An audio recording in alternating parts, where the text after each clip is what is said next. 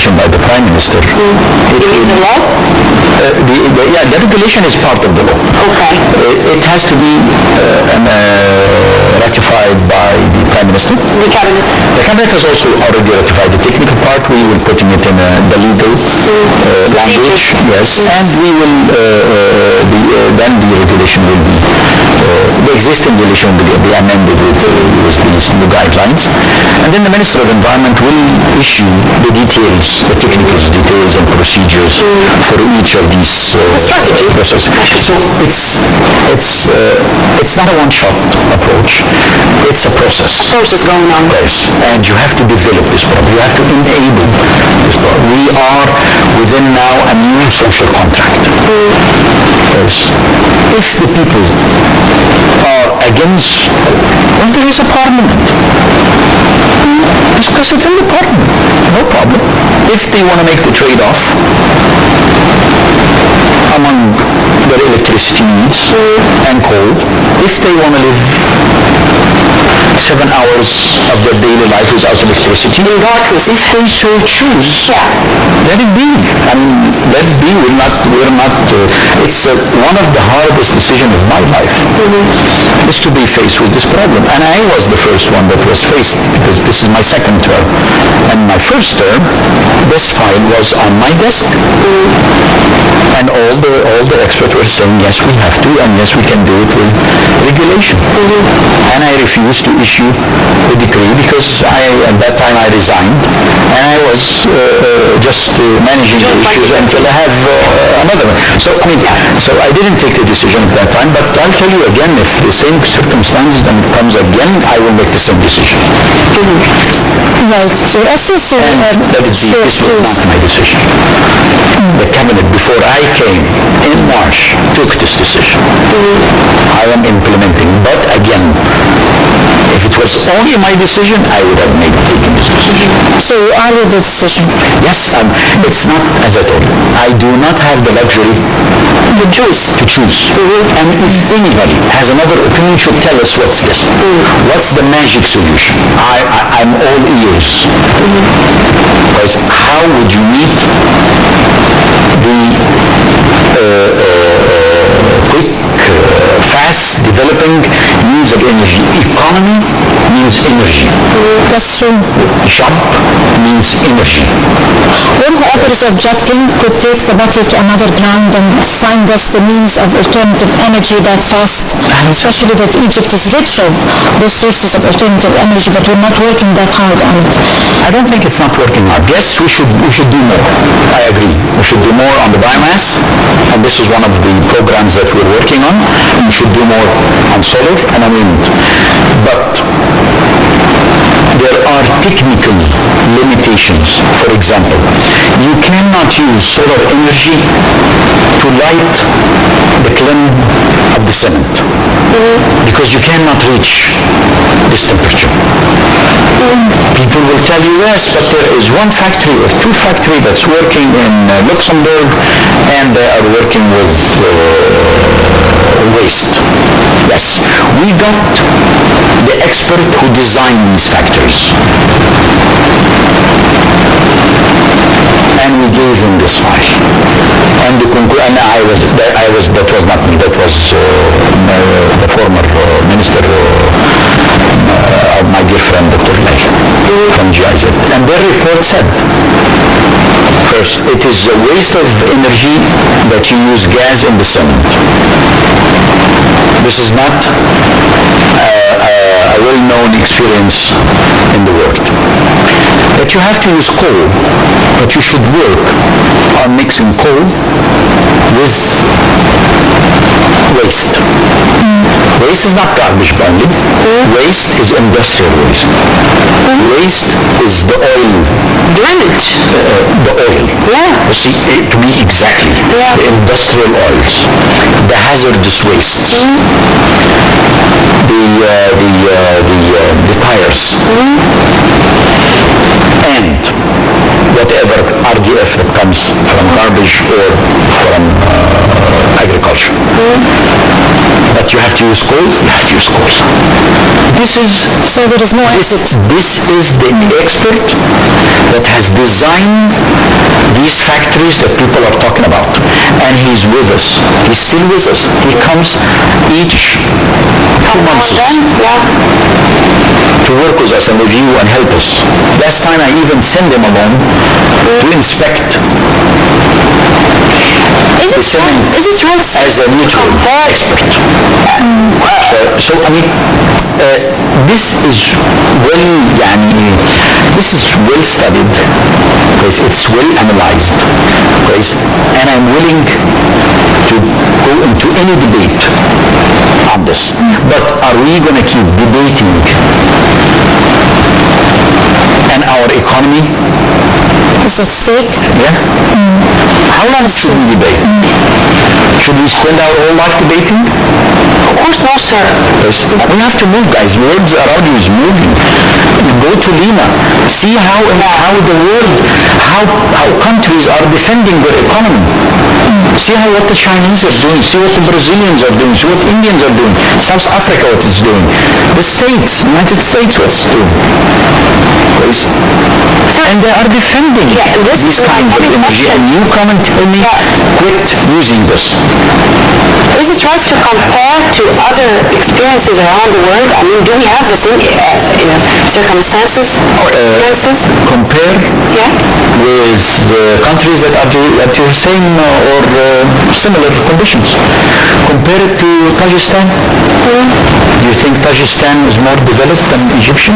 I don't know about the infrastructure. I don't know about the economy. We should be at least equal, Okay, regarding South Africa. And regarding economy, we are going to witness a very important summit. Yes. The one which is going to be held, inshallah, in Sharm el-Sheikh by mid-March. Yes, but before you can I just finish with one thing on the energy and the power? Because we want to tell the people, when it comes to the power and using coal power, this is not within the valley. It cannot be within the valley. It has to be in a remote coastal area. And the locations that has been used has been done on sensitivity maps, layers of sensitivity maps. Environmental sensitivity map, tourist sensitivity map, urban and future urban extension, and each one of these from the General Organization for Planning, for Fiscal Planning, from the Ministry of Tourism, from our protectorates have worked together to develop one map and then work with the electricity. And we have identified potential locations that are away. Second, that power generation using coal is a new technology where each power planet has its own small harbor. It's integrated in the system, and it is a full closed cycle. We do not transfer coal, we burn coal and then transfer the electricity, so that there is no pollution from transfer. Second, that we are using the fourth generation, which is the latest. I would say cleanest. The cleanest, it's 99.9% efficiency when it comes to pollution. So we're using the latest international standards. This is going to be run until now by the private sector. They have to meet this, and we're starting to work with them on that. So people that says that we are going to use coal in power plants in the valley, it is not true, not for anything, because technically it could not be done. You have to build a new power plant. Right. Allow me, Nermeen, before we go jump to the economic summit that is going to be held, the upcoming economic summit that's going to be held in March.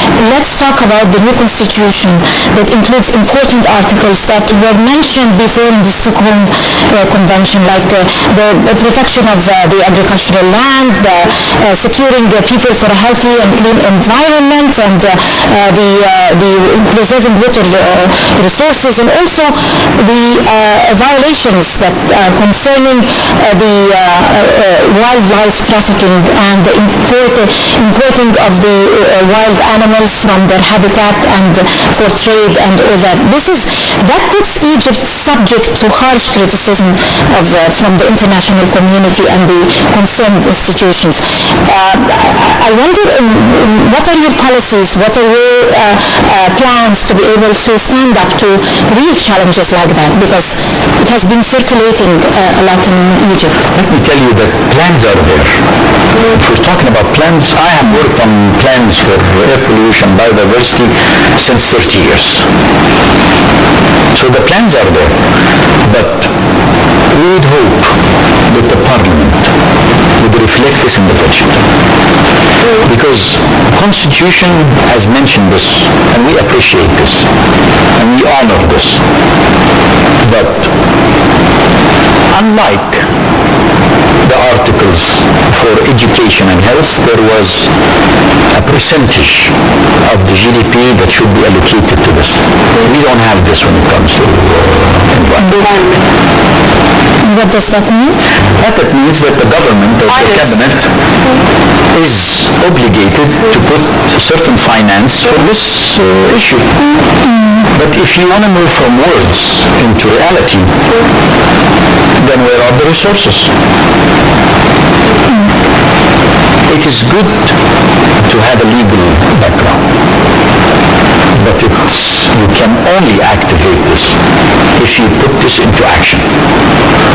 So I'm looking up to the new Parliament to activate this. And impose restrictions and through new laws, regulations, which we really need, and to allocate the necessary resources. And I'm looking up to the international community to help us and help Egypt in saving the biodiversity, which is a common... Sir, unfortunately we have 1 minute. Just 1 minute. Investment. Do we have potentials in investing in the world of, or the field of environment, and these are things which are going to be presented in the coming economic summit? I believe that there is no clean environment without a good economy. I'm an economist, I'm an environmental economist, and I do believe that without having a very strong economy, you will never be able to sustain your environment. So we have two big projects. One is on the solid, on the agricultural waste, to combat the black cloud once and for all, and to get rid of all agricultural waste that's polluting the river Niles and the canals and the streets of the villages, which was accepted. And we have another one as on ecotourism in Wajarriya, a protectorate. Your Excellency, we do have a lot of other questions, but unfortunately we are running out of time, so we are going to leave, but with a promise to see you again in another episode of the Breakfast Show and on Live TV International. Dr. Khalid Fahmy, Minister of Environment, thank you very much for being with us, sir, and have a very good day. Thank you. Thank you. Thank you for coming and have a good day, and I guess this is where we end this edition of the Breakfast Show. My name is Dina Hussein, and I have all the pleasure to have you with me, Dr. Rahman. Of course, many thanks. The Ministry of Environment, we hosted Dr. Khalid Fahmy, the Minister, and until we see you again tomorrow, that's good.